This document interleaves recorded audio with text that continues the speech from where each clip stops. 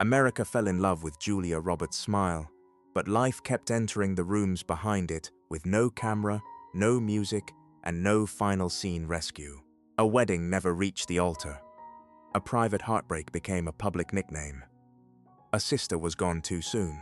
Her mother's voice disappeared from the house after lung cancer. And still, the world wanted the laugh, the warmth, the red dress, the promise that love could arrive by the final scene. Pretty Woman made her America's sweetheart. Erin Brockovich proved there was steel beneath the glow. But now, at 58, the quieter Julia Roberts becomes, the louder the question feels. What happened behind the smile that made America's sweetheart guard her private life like a locked room? Before Julia Roberts belonged to movie posters, she belonged to Atlanta and Smyrna, to school mornings, family roads, and rooms where children practiced speaking before adults. She was born on October 28, 1967, in Smyrna, Georgia, into a family where performance was not a distant dream, but part of the air inside the house. Her father, Walter Grady Roberts, and her mother, Betty Lou Bredemus, brought theater into ordinary life through acting classes for young people. There were chairs scraped across floors, little voices trying to remember lines, a parent correcting posture, a pause before the next cue. Julia did not inherit Hollywood there. She inherited attention, timing, and the fragile courage of being seen. Even her birth carried a quiet act of grace. When her family could not cover the hospital bill, Martin Luther King Jr. and Coretta Scott King helped pay it. Before America ever knew Julia's smile, her life had already been touched by kindness that asked for no spotlight. Walter had seen the beginning, the small rooms, the early courage of a child learning to be looked at. What he would not live to see was the world turning that same child into the face of American movie romance. The house later changed shape. Walter and Betty Lou separated, and Julia lived with her mother and her sister Lisa in Smyrna. School still began in the morning. Dinner still had to be placed on the table. A clarinet still asked for breath, discipline, and practice. Yet a child knows when a home sounds different. Adult voices behind a closed door can teach a kind of listening no acting class can teach. Then Walter passed away while Julia was still young, leaving an absence that entered through daily life. A voice that did not return. A chair that no longer moved, a place at the edge of memory that time kept thinning. The pain was not only that a daughter lost her father, it was that one of her first witnesses would never sit in the larger rooms. He would not see the posters, the awards, the global affection, or the moment America began treating his daughter's face as a kind of emotional home. Later, the household would be remembered as emotionally complicated, with a difficult remarriage in the family and tensions that belonged to private walls rather than public judgment. The smile that the world would later call effortless may have begun with harder lessons. It could warm a room before anyone asked why the room needed warmth. It could move a child through uncertainty without exposing every feeling she carried. Years later, the public would see Julia Roberts on magazine covers and movie screens and imagine radiance as a gift untouched by pain. Georgia had seen an earlier version of it, softer, more watchful, formed by acting exercises, family fracture, school music, and the ache of someone missing from the table. From those small rooms, Julia carried a gift no studio could manufacture: the ability to make hope feel close. Once she moved toward film, that gift would begin to belong to strangers, while the people who had seen the first steps remained part of a quieter history the cameras could never fully hold. New York did not receive Julia Roberts with a spotlight. It received her as it receives countless young actors, with auditions, waiting rooms, borrowed confidence, and the strange loneliness of being surrounded by people chasing the same open door. After leaving Georgia, Julia came north and lived near her sister Lisa, carrying with her the training of small rooms rather than the armor of celebrity. She was tall, vivid, a little unpolished in the way young performers can be before the industry begins smoothing the edges. She went to auditions and learned the rhythm of rejection without turning rejection into a performance. The city could make a young person feel both invisible and exposed. One moment, she was another girl hoping someone would look up from a casting sheet. The next, the camera found what Georgia had already shaped, a face that could hold humor, ache, nerve, and sudden warmth in the same breath.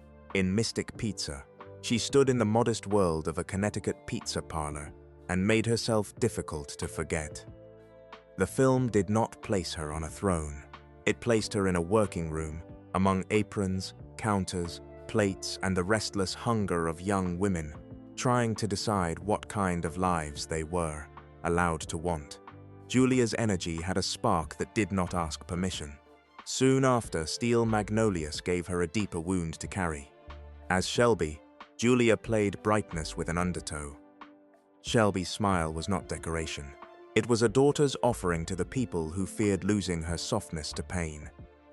In scenes filled with women, kitchens, beauty shop talk, teasing, worry, and southern tenderness, Julia found a way to let youth shine while mortality hovered near the edge of the room. Steel Magnolias mattered because it showed the first version of the Julia America would keep returning to, a young woman whose brightness did not erase sorrow, but made sorrow easier to face. Older audiences felt that. They knew those rooms. They knew the way families laugh harder when fear sits nearby. Julia was still young, but the camera had begun to trust her with sorrow. Then Pretty Woman arrived, and the country changed the way it looked at her. Vivian Ward could have been reduced to a costume, a walk, a fairy tale with Los Angeles lights. Julia gave her dignity.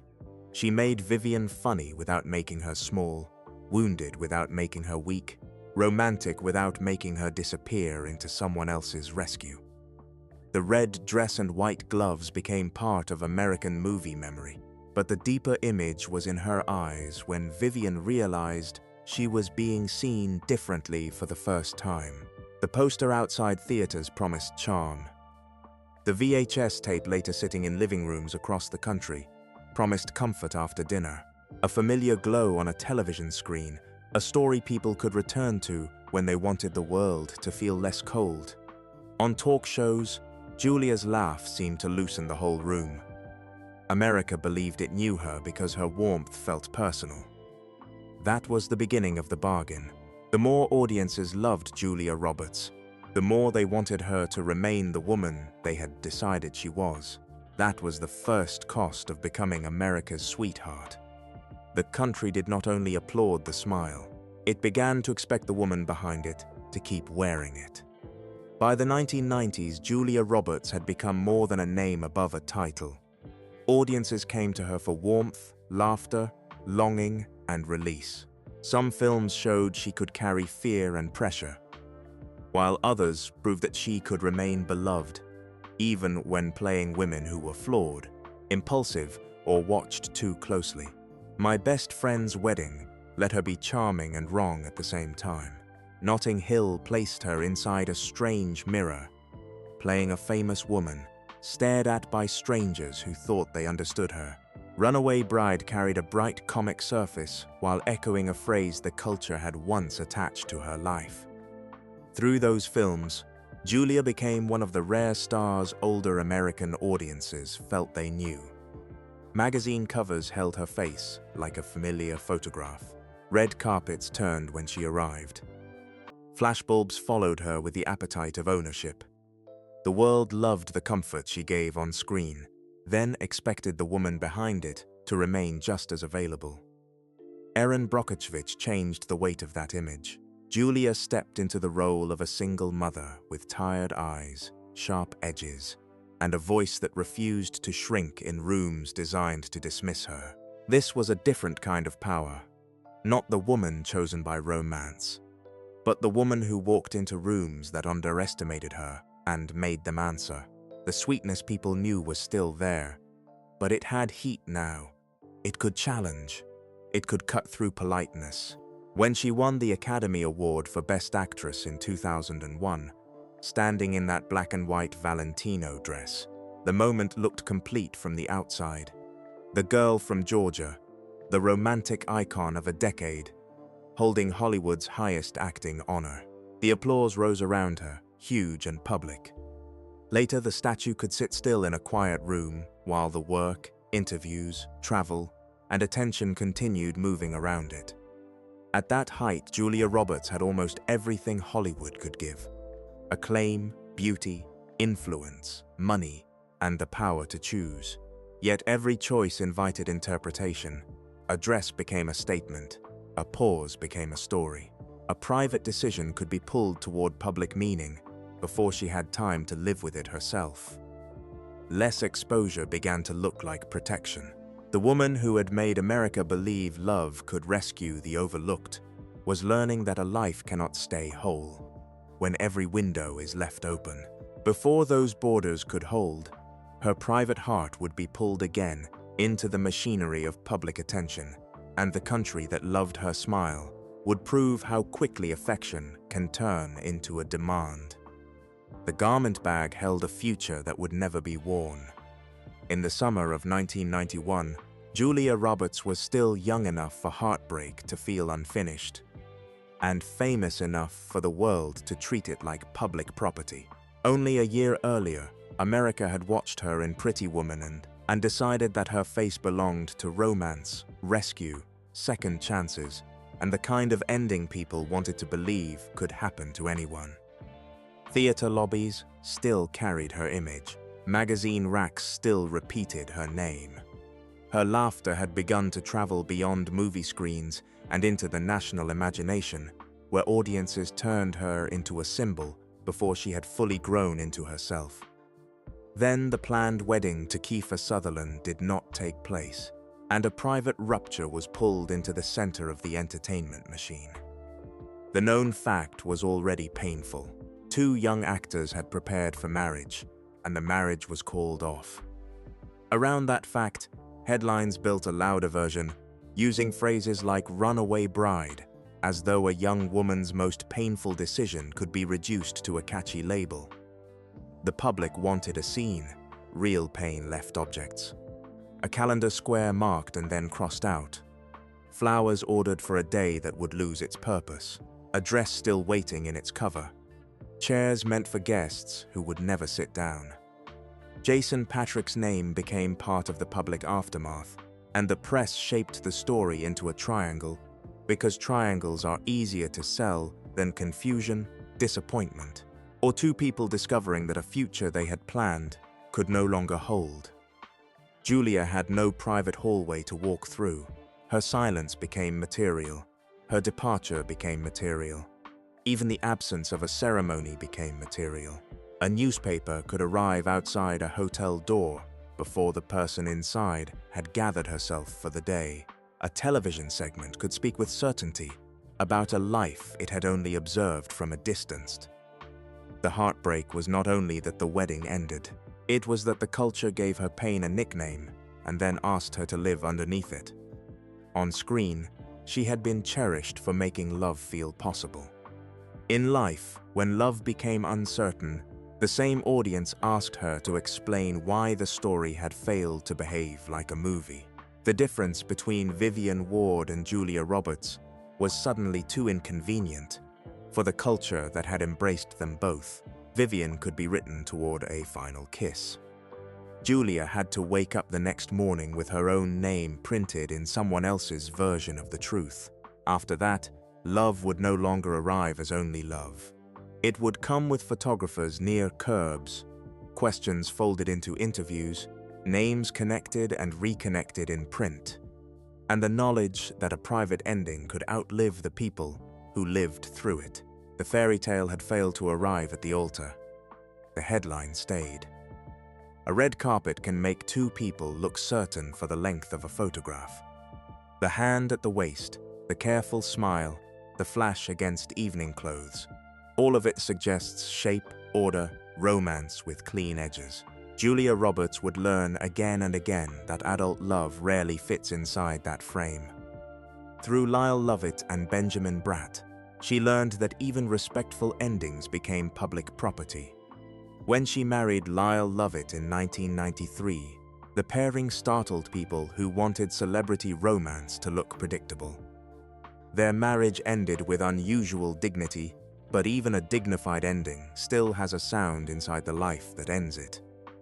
With Benjamin Bratt, the public saw a more familiar picture. Handsome, composed, warmly present beside her, at events where photographers seemed to approve of the pairing, before either person had reached the car. Yet a red carpet ends quickly. The jewelry comes off. The dress goes back into a garment bag. The private evening begins after the public has already decided what the relationship means. Even a graceful goodbye could become another public object. Love did not get to leave the building alone. It had to pass through commentary, memory, and the soft cruelty of being simplified by strangers. With Danny Modder, the scrutiny sharpened because the story was complicated, and complicated love is where public sympathy often becomes impatient. One small object became larger than any object should be allowed to become: a white t-shirt with the words "Aloe Vera." Julia wore it, photographers captured it, and the image traveled until cotton and ink carried more weight than a private life should have to bear. When Oprah asked her about it, Julia treated the matter as personal and stood by the shirt without turning the moment into a public courtroom. The fabric became an emblem because cameras needed one. Letters on a shirt moved through magazines, television chatter, and memory, while the people involved still had to live ordinary hours after the attention passed. No one needed to be reduced to a villain for the moment to hurt. The pain was in the scale.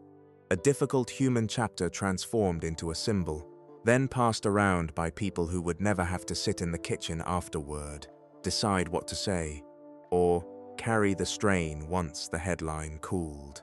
By July 4, 2002, Julia and Danny married in Taos, New Mexico, away from Hollywood's usual ceremony of lights and lenses. The open land seemed to offer what Los Angeles rarely could: distance, sky, a horizon wider than the appetite of the press. It was a boundary drawn with quiet hands. Julia had spent years trying to love while the world leaned close enough to fog the glass. In New Mexico, the air looked clearer. The public still wanted her romances to arrive polished, simple, and easy to bless.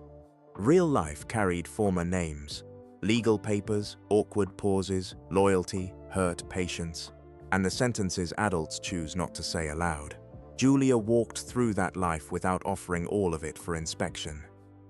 Her warmth remained visible, but it had learned to guard itself. A home could begin there, under a wider sky. Though the past had already taught her that even the strongest roof cannot keep every old echo out. Before the Roberts name belonged to Julia in the American imagination, Eric Roberts was already stepping into casting offices, movie sets, interviews, and the hard current of an actor's early life. He was the older brother who reached the industry first, the one who had already learned how New York could test a performer before Hollywood ever offered a close-up. For a younger sister leaving Georgia with ambition and uncertainty in equal measure, that mattered. The road ahead looked less impossible when someone from the same family had already walked part of it. In those early years, Eric was not a footnote to Julia's story. He was part of the doorway. One can imagine the plainness of that time before fame rearranged the family portrait. Audition pages, phone calls about meetings. Siblings carrying the same last name before the world learned to separate it into rankings. Comparison is a quiet pressure until it enters the family. Then it becomes weather. Eric had a claim of his own, along with personal struggles and the strain that can follow a career lived under scrutiny. Julia rose to a height very few performers ever reach, and the contrast became too tempting for interviewers and headline writers. The family was placed into a frame it had not built for itself. Older brother, younger sister, first success, greater success, pride, distance, hurt. Over the years, The relationship passed through difficult seasons. Comments moved into print. Old tensions hardened when repeated by strangers. A single sentence could become a headline, and a headline could sit between two people longer than the conversation that produced it. The pain in this part of Julia's life was not the pain of one dramatic scene. It was slower. A familiar name that changes the air when spoken. A family gathering where certain subjects require careful steps. A sister loved by millions, still unable to make one private bond simple again by smiling the way the public expected her to smile. In 2024, Eric addressed one of those public wounds in his memoir, Runaway Train. He apologized for having once said there would be no Julia Roberts without him, calling the statement wrong and expressing pride in her. The apology arrived from a later season of life, after years had already gathered around the family story.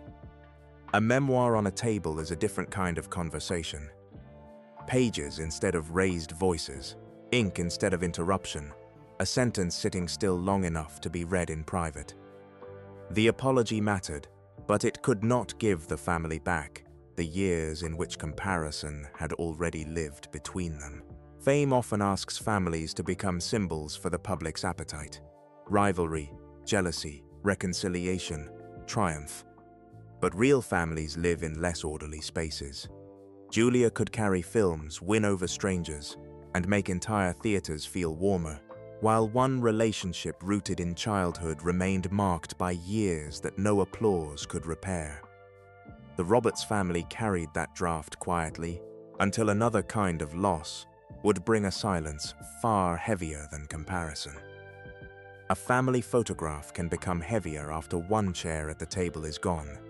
By 2014, Julia Roberts had lived for decades inside the public idea of brightness, the woman whose smile could soften a theater, sell a love story, and make strangers believe life might still turn tender by the final scene.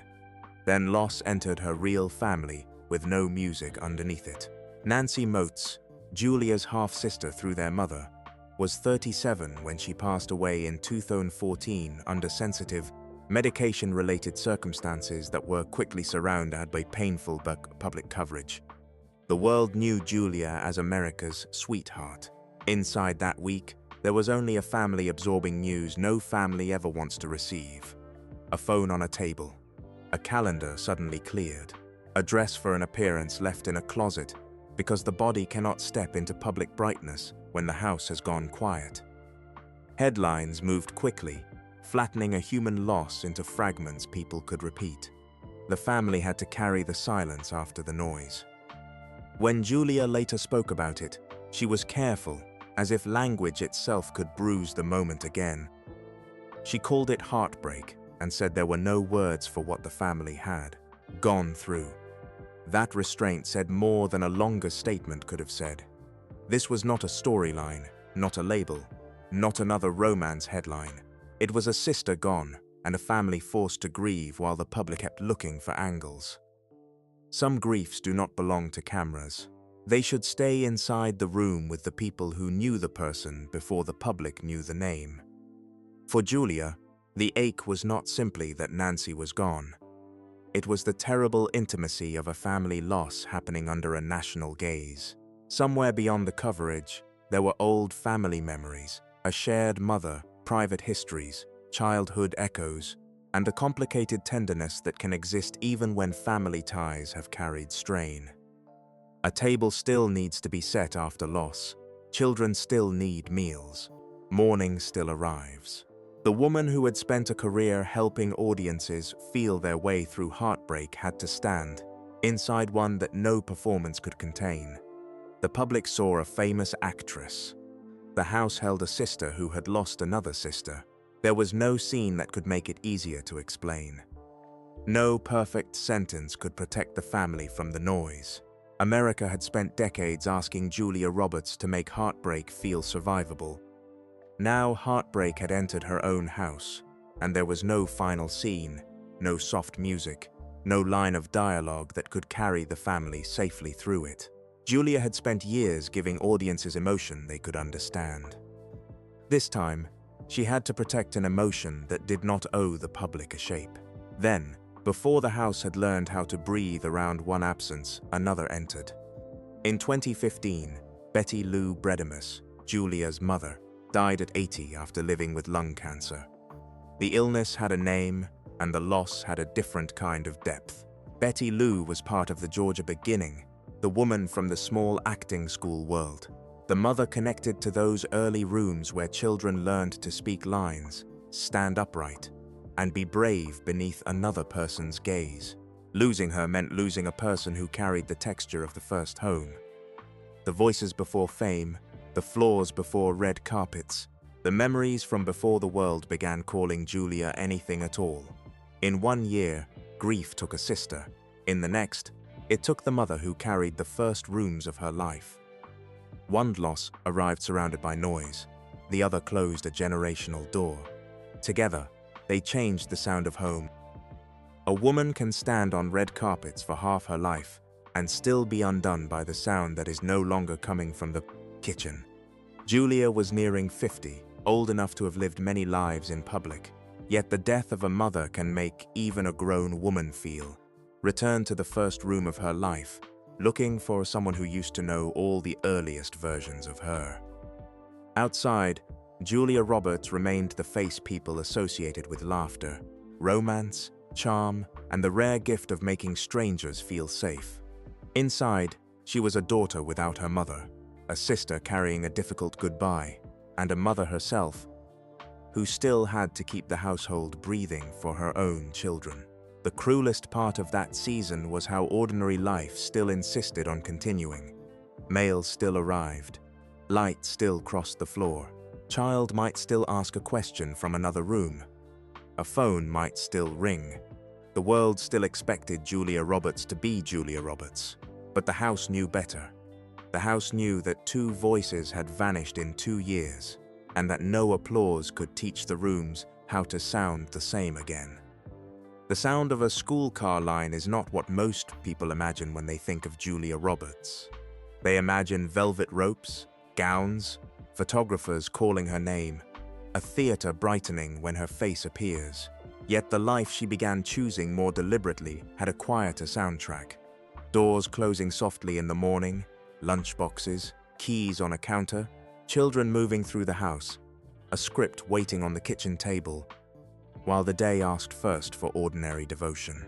Julia and Danny Modder raised Hazel, Phineas, and Henry with a level of privacy that felt almost defiant in an age when celebrity families are often turned into brands. She did not vanish from acting. She lowered the volume around it. After losing voices from the family she came from, Julia became even more protective of the family she was raising. That sentence explains a great deal. Privacy was no longer only a preference. It was an act of love shaped by experience. She had seen what public attention could do to heartbreak, how quickly a family wound could be turned into a headline, how easily strangers could mistake access for understanding. So she guarded the smaller rooms. She guarded the mornings that did not need to become photographs, the birthdays that did not need to become content, the ordinary evidence of a family growing up beyond the reach of the industry's appetite. After loss has entered a house, ordinary routines can become sacred. A school drop-off can feel like protection. A dinner table can feel like a promise. A closed door can become one of the most loving things a parent knows how to build. That quieter choice carried its own strength. A star once valued for being available to the audience began protecting the places where she was simply a mother. The image is small, but it holds weight. Julia Roberts, an Oscar winner and global icon, waiting in a carpool lane with other parents as school doors opened and children spill into the afternoon. No flashbulbs, no red carpet, just a steering wheel, a familiar route, and the private relief of being needed by name rather than by image. She made breakfast. She turned down work. She accepted roles that fit the woman she had become. Her later roles mattered less as a race for attention and more as evidence of choice. Wonder carried family endurance. Ticket to Paradise gave older audiences the comfort of seeing her warmth without demanding that she become young. Again for them, leave the world behind carried unease and distance. After the hunt placed her in adult moral complexity, in a room where reputation, pressure, and private truth all pressed against one another. She was no longer trying to prove the smile still worked. She was choosing when to let it appear. That kind of choice may look quiet from the outside, but for a woman who had spent decades being claimed by posters, headlines, and public expectation, quiet could be a victory. It meant the work could continue without consuming the whole person. It meant the audience could still meet her on screen, while her children met a mother at home. The world had once wanted Julia to remain Vivian Ward forever, red-dressed and luminous, endlessly available to a fantasy of being chosen.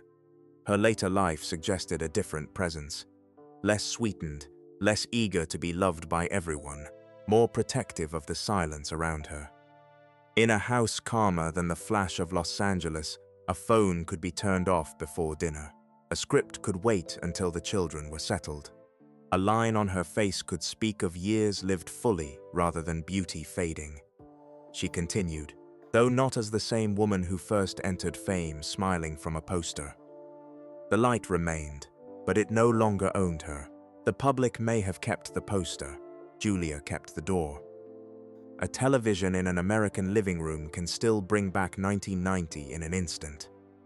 Vivian Ward steps into the frame, Julia Roberts smiles, and the room remembers a time when that smile seemed to promise that life could still turn generous.